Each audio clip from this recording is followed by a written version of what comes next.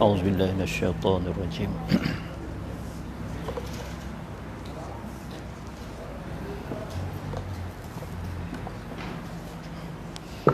بسم الله الرحمن الرحيم. السلام عليكم ورحمة الله وبركاته. إن الحمد لله ثم الحمد لله نحمده ونستعينه ونستهديه ونستغفره ونعوذ بالله من شرور أنفسنا ومن سيئات أعمالنا. من يهده الله فلا مضل له ومن يضلل فلا هادي له. أشهد أن لا إله إلا الله وحده لا شريك له وأشهد أن محمدا عبده ورسوله. اللهم صل على سيدنا محمد وعلى آله وصحبه أجمعين. أما بعد، أيها المؤمنون اتقوا الله، أوصيكم وإياي بتقوى الله، فقد فاز المتقون. قال الله سبحانه وتعالى: أعوذ بالله من الشيطان الرجيم. يا أيها الذين آمنوا كتب عليكم الصيام كما كتب على الذين من قبلكم لعلكم تتقون.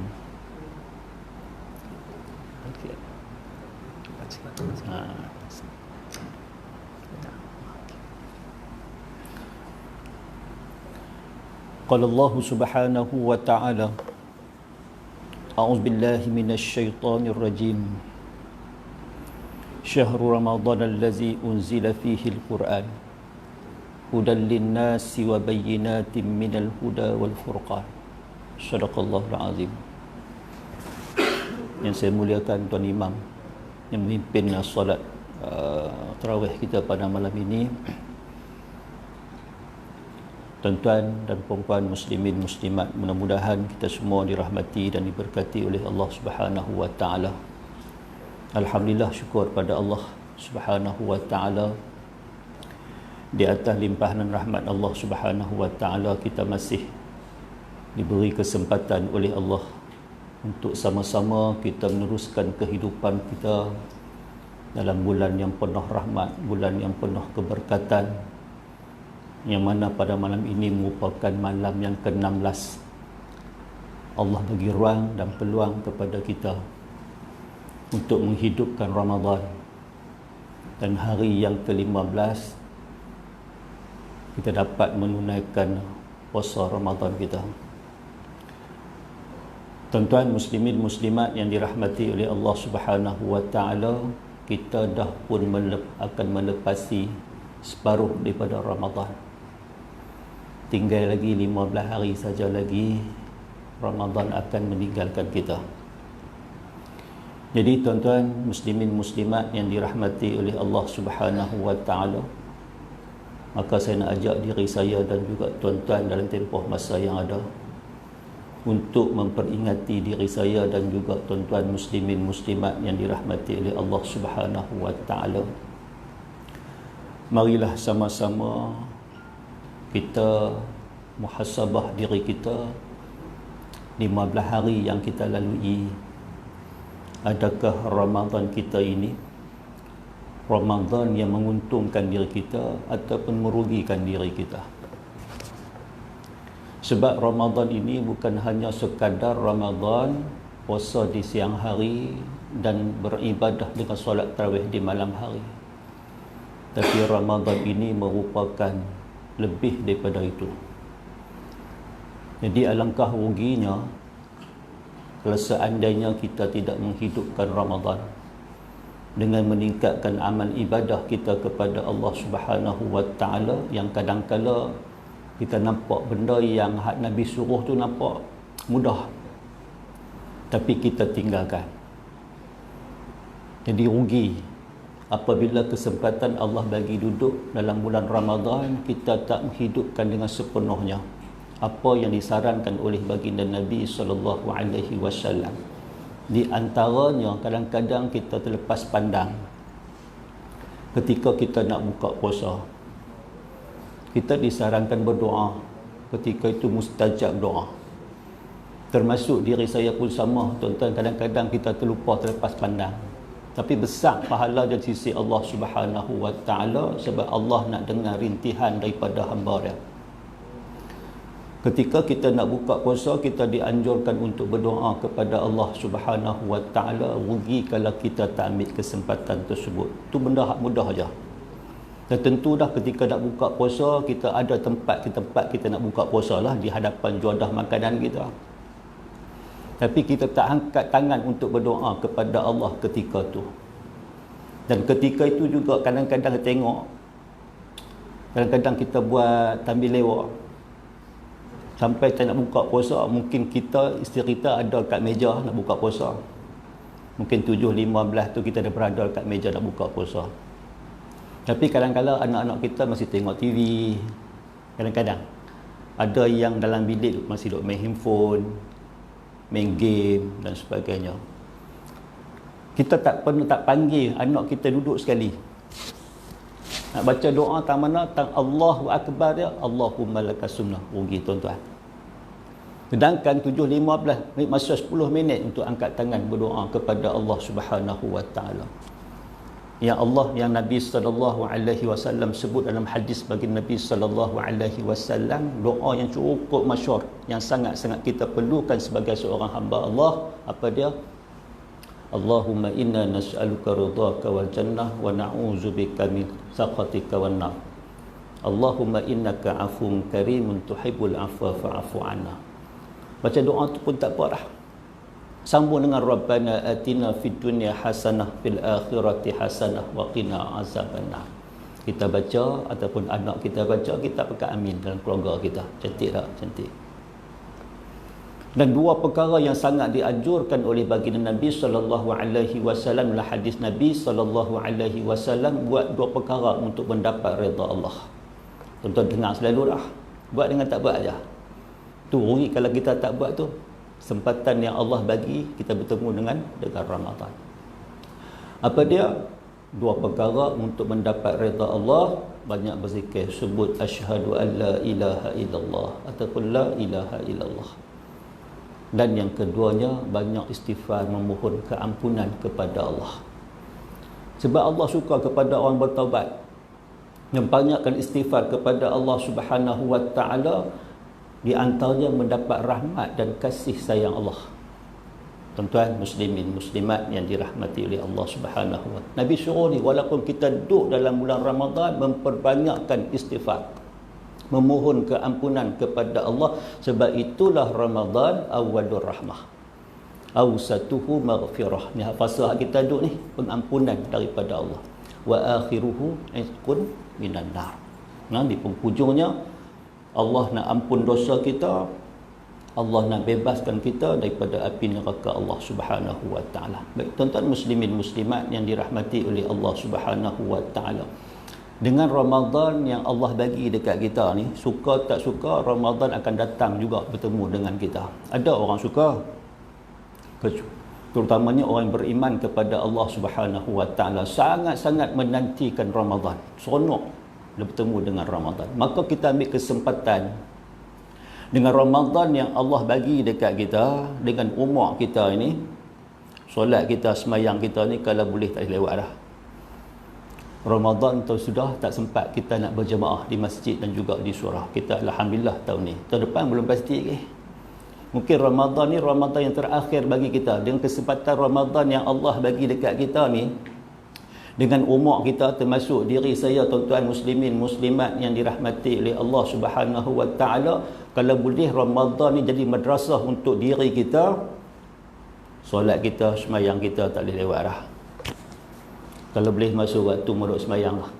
Dengan umur kita sekarang ni, termasuk dia saya pun tuan-tuan, dah masuk 50 dah ni, nak kena muhasabah diri. Mula dengan madrasah Ramadan tahun ni, semayang kita tak boleh lewat dah. Ambil kesempatan yang tempoh masa yang ada, tuan-tuan. Yang kedua tuan-tuan muslimin muslimat yang dirahmati oleh Allah Subhanahu wa taala, makin kita duk berumur, duk meningkat umur naik ni tuan-tuan, solat kita ni kena buat secara berjemaah. Tuan-tuan, ni surau tuan-tuan hebat ni. Saya malam ni semayang rasa tenang sungguh. Imam kita baca dengan tenang. Nak kata panjang sangat pun tak, pendek sangat pun tak. Dah baca tenang dah tu. Kan? Lanjut slow, mic pun cantik. Kadang-kadang sampai nak lena duduk menghayati Al-Quran yang dia baca, ayat Quran dia baca. Oh, seronok tenang. Nak siduk pulang malam, pulang kita sekirah mana tempat kan. Tapi alhamdulillah di masjid, di surau tuan-tuan, saya rasa tenang sungguh. Dia dengar bacaan dengan mic yang tenang. Tuan-tuan. Jadi makin umur kita dah makin meningkat ni, termasuk diri saya, tuan-tuan muslimin muslimat yang dirahmati oleh Allah Subhanahu wa taala, dengan Ramadan yang Allah bagi kesempatan dekat kita ni, cuba kita hidupkan dengan solat berjemaah. Cantiklah tuan-tuan, kita mai solat sembahyang isyak berjemaah. Lepas tu dihidup pula dengan solat berjemaah, solat tarawih kita. Dengan witir kita, esok pagi bangun bab subuh berjemaah. Cukup cantiklah tuan-tuan muslimin muslimat yang dirahmati oleh Allah Subhanahu wa taala. Kita mula tahun ni dengan Ramadan ni, azam sungguh-sungguh, lepas ni habis Ramadan pun dengan umur yang kita ada ni, tuan-tuan, kita nak solat secara berjemaah. Tadi solat di awal waktu dan kita nak solat berjemaah. Yang ketiga, makin berumur kita ini, kita kena lebih.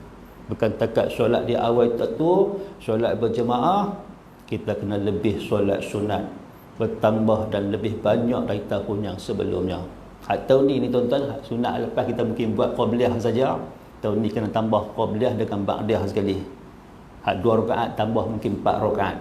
Tengok kelebihan-kelebihan solat-solat sunat. Dengan umur, saya cakap dengan umur yang kita ada ni, tuan-tuan muslimin muslimat yang dirahmati oleh Allah Subhanahu wa taala, kita kena persiapkan diri kita sungguh-sungguh. Mungkin inilah Ramadan yang terakhir kita. Kalau seandainya Allah panjang umur kita tahun depan, tu lain cerita. Tahun ni kita kena azam sungguh-sungguh dengan umur yang kita ada ni. Yang keempat, makin kita berumur, tuan-tuan muslimin muslimat, solat qabliyah tak boleh tinggal dah. Nah, solat qabliyah, solat sunat sebelum sembahyang jemaah tu tak boleh tinggal. Saya kata kat diri saya, tuan-tuan nak azam, kadang-kadang kita kalut dengan kerja dan kadang-kadang ialah solat kita, tapi kita buat tanggungjawab kita tu. Tapi dengan umur yang kita ada ni, nak kena kemas elok-elok ni. Dengan sembahyang di awal waktu, kalau boleh solat berjemaah, sunat kita tak boleh tinggal dah. Terutama sunat qabliyah, ba'diyah ni tak boleh tinggal dah. Tuan-tuan dengan ceramah tutup guru kita pesan yang tu je. Tambah tuan guru kita Syekh Zainul Aziz kata, habis tak ada ba'diyah jangan tinggal. Nak balik kelak pada surau, pada masjid tu, hak ba'diyah tu jangan tinggal, dia kata. Tuan-tuan muslimin muslimat yang dirahmati oleh Allah Subhanahu wa taala. Yang kelima, yang terakhir, makin kita berumur, solat sunat qabliyah dan ba'diyah zuhur, kalau boleh kita buat 4 rakaat. Kalau boleh. Ba'diyah zuhur, qabliyah zuhur, kalau boleh kita buat 4 rakaat.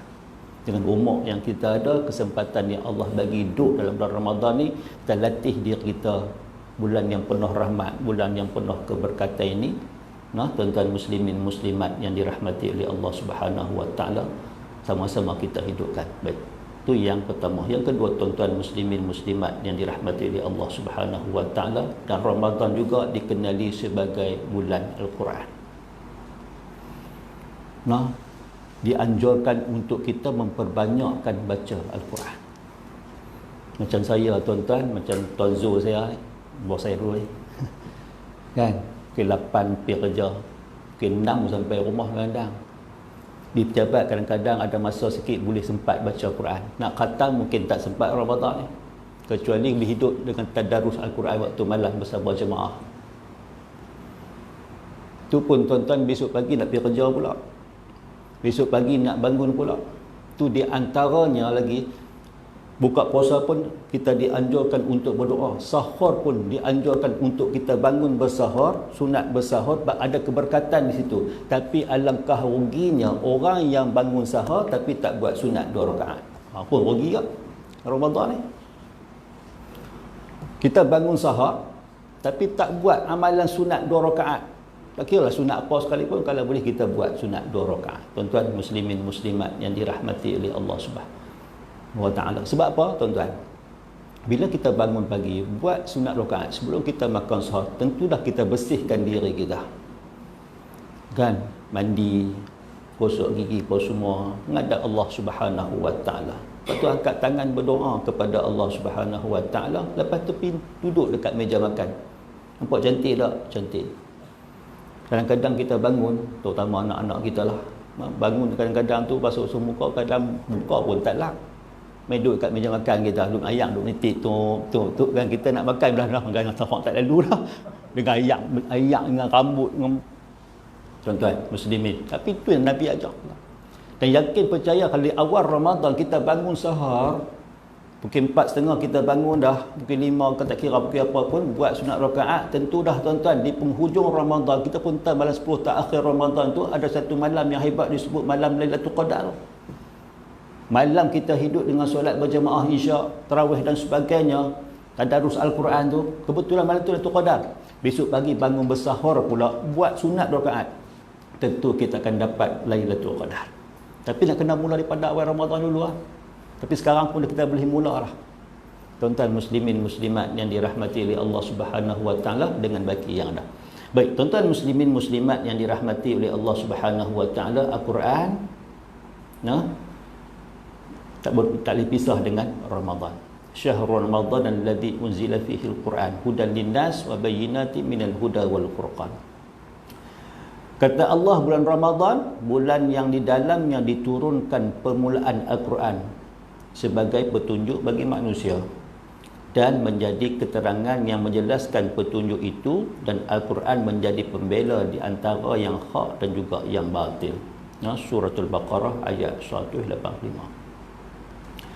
Tuan-tuan kena ingat, membaca Al-Quran adalah sebaik-baik ibadah untuk taqarrub kita kepada Allah Subhanahu wa taala.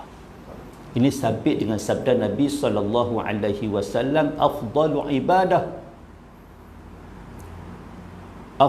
ibadati ummati qiraatul Quran. Kata Nabi sallallahu alaihi wasallam, sebaik-baik ibadah sunat umatku ialah membaca Al-Quran. Sebab tu Ramadan ni tuan-tuan, kita kena perbanyakkan Al-Quran, baca Al-Quran. Ada yang dah mula, ada yang tak mula lagi. Hak yang mula tuan-tuan, pertingkatkan bacaan kita. Jangan gelut nak khatam Quran. Kadang-kadang nak gelut khatam Quran, kadang-kadang tuan-tuan baca terlaju sangat. Nak cantik baca macam imam kita tadi ni, tertil. Tu bacaan Al-Quran. Tadi saya pergi tazkirah duha di pejabat lah. Ada sahabat tanya, bagaimana orang yang tak boleh baca Quran? Dia kata kena belajar baca Quran. Boleh tak belajar guna bahasa Melayu, tulisan Melayu? Nak hafal surah, tulis bahasa Melayu. Tuan-tuan nak qul huwallahu ahad, tulis dalam bahasa Melayu. Saya kata nak cantik lagi, baca daripada mula. Tak salah. Kita bimbang, kita belajar nak hafal surah, tulis bahasa Melayu, takut bacaan kita tak menepati. Lebih baik kita baca Iqra satu, kenai bata saja dulu, daripada kita nak baca menggunakan bahasa Melayu. Hari ni kaedah 3 bulan 4 bulan dah boleh baca Quran dah. Tapi nak kena usaha pulung sikit lah, supaya kita tadarus Al-Quran lah. Kita tak pernah baca Quran, 11 bulan tak pernah baca Quran. Tiba-tiba kita boleh baca Quran, cuma tak baca Quran je. Bila mai tadarus Al-Quran, kita baca di peringkat malam pertama kita baca tu, memang tergagap-gagap, tak boleh sebut dengan betul. Malam kedua, dia mai dah perasaan keseronokan untuk membaca Al-Quran. Ada sahabat-sahabat kita, saya buat tadarus Quran di pejabat tuan-tuan, ada sahabat bukan tak boleh baca Quran, boleh baca Quran, sebutan fasih lagi, tapi mungkin dalam tempoh 11 bulan tu mungkin baca sikit-sikit, tak baca sepenuhnya. Bila mai Ramadan, nak hidupkan tadarus Al-Quran, bila dia baca hari yang pertama, baca memang sebutan cantik, tapi tergagap-gagap, dia tak boleh nak lancar bacaan dia. Tapi dia mai rasa seronok. Mai hamalan hari yang kedua, tuan-tuan, dah mula lancar sikit dah. Mai hari yang ketiga, terus lancar. Maknanya Al-Quran ni kena sentiasa dibaca. Kita tak boleh tinggal. Begitu juga dengan hafalan. Sama. Saya jadi imam baru ni di Masjid An-Najah. Surah An-Nas pun boleh lupa. Dan kan duk baca lalu tu, surah An-Nas, qul a'udzu birabbin nas malikin nas tu. Saya pun tak boleh lupa tu. Dia mai perasaan tu, takut tak betul bacaan. Hak duk ingat dah, duk baca hari-hari dah, tapi duk mai. Surah apa? Surah An-Nas, bukan surah yang panjang pun. Nak tutup, cari tak jumpa ayat. Duk sembang, duk cerita dalam tazkirah, kata ni kadang tu sudah terjadi imam. Kan duk cerita beri contoh kat kawan-kawan dan tazkirah. Tu sudah nak jadi imam. Suami nak jadi imam, tak pernah jadi imam, tiba-tiba nak jadi imam. Sahabat-sahabat tanya, ustaz nak baca surah apa ni? Baca surah apa saja yang ingat. Kalau ingat surah Ikhlas saja, baca surah Ikhlas, tak ada masalah. Lepas Fatihah rakaat pertama baca surah Ikhlas, rakaat kedua pun lepas Fatihah baca surah Ikhlas. Boleh ke ustaz? Boleh, tak ada masalah. Yang penting Fatihah tu dah surah tu saja yang kita ingat. Macam saya boleh ingat 3 surah, baca 3 surah. Ulang yang tu je. Inna a'tainakal kausar.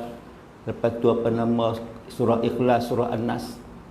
Ada sahabat tu isteri main cerita, suami saya jadi imam, tak rokok-rokok. Kan cari surah tak jumpa. Duk fikir nak baca surah apa, tak confident nak baca surah apa. Kan dia ingat surah Inna a'tainakal kausar. Tu pun 3 ayat je.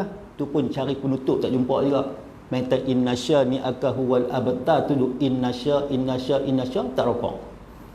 Isi usaha hati pasal apa tak rokok-rokok ni. Nak rokok lagu mana tak jumpa surah nak tutup innasya ni akahu wal abtar.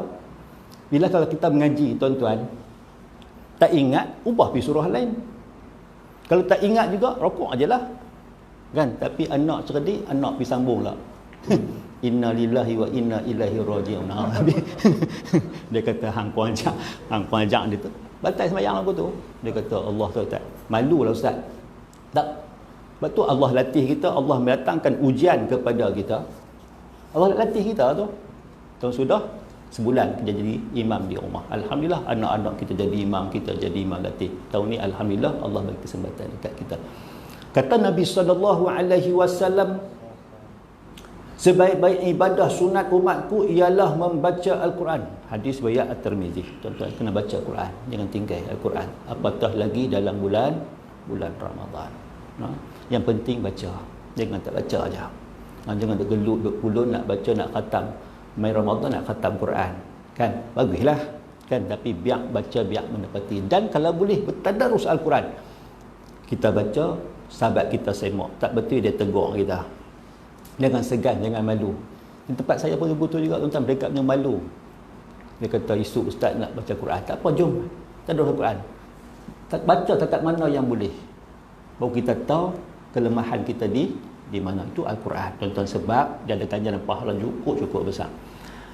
Ganjaran yang Allah berikan kepada orang yang baca Al-Quran ialah setiap satu huruf dikurniakan satu kebaikan yang digandakan kepada 10. Aku tak katakan alif lam mim itu satu huruf, tapi alif tu satu huruf, lam tu satu huruf, mim satu huruf. Satu huruf dapat 10. Tuan-tuan boleh bayang kalau baca Quran, malam tu kebetulan pula malam Lailatul Qadar. Supaya surah Al-Kafirun kalau baca, kalau kita tak hayati betul-betul duk ghalit, hak lakum dinukum tu, waliyadi tu takkan jumpa. Dia pusing yang tu, pusing. Dah lagi tak bayang berhenti lagu tu lah. Pasal apa? Surah ayat akhir tak jumpa. Ada tuan-tuan, sahabat-sahabat. Ujian isteri lah. Masa saya duduk kerja di hospital tu, main jumpa. Dia kata, ustaz malam saya pun nak tergelak pun dah. Dia kata, ustaz, pasal apa? Suami saya baca surah Al-Kafirun, cari lakum dinukum waliyadin pun tak jumpa juga. Pun berhenti juga. Kan? Untuk islah dah solat tu, rokok je lah. Tapi kalau orang tak kerja, tak. Sahabat saya tuan-tuan malam ketika keluar nak pergi tazkirah di surau Taman Masuri, 8.20 saya keluar. Elok masuk dalam kereta, mesej masuk. Dia kata, ustaz, assalamualaikum ustaz, apa hukum orang yang tak buka puasa? Saya ni tak buka puasa lagi, 8.20 tak buka puasa lagi. Saya kata, pasal apa tak buka puasa? Dia kata, saya dalam perjalanan daripada Pahang nak ke Pulau Pinang. Pasal apa tak buka puasa? Sebab tidak ada makanan. Dia duk ingat kata bas tu boleh berhenti, sempat dah beli makanan, tiba-tiba bas tak berhenti. Tak buka puasa. 8.20 dah tak buka puasa lagi. Seorang isteri tuan-tuan. Suami duk jauh, duk di Pahang, dia duk di Pulau Pinang. dalam perjalanan pergi kat suami dia di Pahang, balik mai tak beli makanan, dengan harapan bas berhenti lah, boleh beli. Tiba-tiba bas tak berhenti, tak buka puasa. Dia kata, apa hukum dia ustaz? Saya kata, nak buat lagu mana dah makanan tak ada, nak makan apa? Dan patut-patut kita perlu ada persediaan. Tapi tak ada ayat nira pun tak apa dah, kita tetap kita nak bermusafir. Satu. Yang kedua, sepanjang perjalanan tak solat, tak semayang. Sebab tak semayang, berhenti di perhentian, tuan-tuan, ni kongsi saya malam tu. Dia kata dia berhenti di perhentian, nak semayang ambil wuduk, sakit perut. Dia sakit perut, dia ambil masuk layang apa semua, nak solat, bertiba bas dah bunyi horn dah. Terpaksa teruskan perjalanan. Kan? Tapi kalau orang yang mengaji, bagi dia musafir itu akan merasa kemanisan, rasa kelazatan, keseronokan. Sebab apa? Rukhsah Tuhan bagi dekat kita, boleh jamak dan sebagainya. Satu. Yang kedua, tuan-tuan, kita boleh atas bas tersemayang je, kan? Tapi ada kaedah dia lah, kena belajar. Tapi kalau ada ilmu, tidak ada masalah dekat kita untuk melaksanakan ibadah kepada Allah Subhanahu Wa Taala. Boleh jamak lagi. Kan ada betul seperti ayat nira pun tak apa dah, boleh ambil semayang cara dalam keadaan kepayahan, kesulitan ketika kita nak menunaikan situasi dia di atas bas lah. Tapi alhamdulillah, dia rasa tanggungjawab dia sebagai seorang hamba Allah, dia hantar mesej. Saya beritahu dekat dia. Dia kata, saya usaha juga ustaz untuk buat solat di atas bas. Kalau tidak, tak solat. Perjalanan daripada pagi sampai di Penang 8.20 tak sampai Penang lagi. Maknanya dia melalui Zuhur, Asar, Maghrib dan juga Isyak. Sebab tu ilmu ni penting, mengaji ni penting. Sebab itu tuan-tuan muslimin muslimat yang dirahmati oleh Allah Subhanahu Wa Taala, sebab ujian ni mai bila-bila masa. Di ketika itu kita nak buat ibadah kepada Allah Subhanahu Wa Taala. Sebab itu tuan-tuan, bagaimana amalan ulama salaf dengan Al-Quran ini. Dia ambil berat tentang Al-Quran. Di antaranya Al-Walid bin Abdul Malik, dia khatam Al-Quran setiap 3 malam sekali. 17 khatam Quran, 17 kali khatam Quran dalam bulan Ramadan. Sebab apa? 3 malam khatam, 3 malam khatam. Kita tak khatam-khatam lagi. Kan? Maksud diri saya pun sama lah. Yang penting bagi kita baca Quran, memperbanyakkan baca Al-Quran. Tengok Abu Awanah berkata, aku menyaksikan Qatadah mempelajari Al-Quran pada bulan Ramadan. Sahabat Nabi SAW semua mempelajari, dan Nabi SAW sendiri pun bertadarus Al-Quran bersama Jibril AS.